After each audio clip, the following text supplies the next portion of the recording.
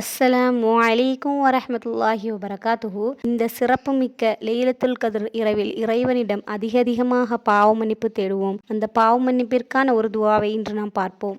அல்லாஹும்ம அன்த ரப்பி லா இலாஹ இல்லா அன்த ஹலக்தனி வ அன அப்துக வ அன அலா அஹ்திக வ வஅதிக மஸ்ததஅது அஊது பிக மின் ஷர்ரி மா ஸனஅது அபூஉலக பிநிஅமதிக அலைய வ அபூஉலக பிதம்பி ஃபக்ஃபிர்லி ஃபஇன்னஹு லா யக்ஃபிருத் ஸுனூப இல்லா அன்த. இதனுடைய பொருள்: இறைவா, நீயே என் எஜமானன், உன்னை தவிர வணக்கத்துக்குரியவன் யாரும் இல்லை. என்னை நீயே படைத்தாய், நான் உனது அடிமை. உனது உடன்படிக்கையின்படியும் வாக்குறுதியின்படியும் என்னால் இயன்றவரை நான் நடப்பேன். நான் செய்த தீமையை விட்டு உன்னிடம் பாதுகாப்பு தேடுகிறேன்.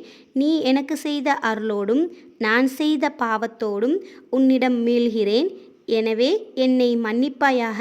உன்னை தவிர யாரும் பாவங்களை மன்னிக்க முடியாது. இந்த துவாவுடைய சிறப்பு என்னன்னு சொன்னால், நபி ஸல்லல்லாஹு அலைஹி வஸல்லம் அவர்கள் கூறுகிறார்கள், யார் இந்த துவாவை ஒரு பகலில் ஓதிவிட்டு அன்றே மரணித்து விடுகிறாரோ அவர் சொர்க்கவாசி ஆவார்.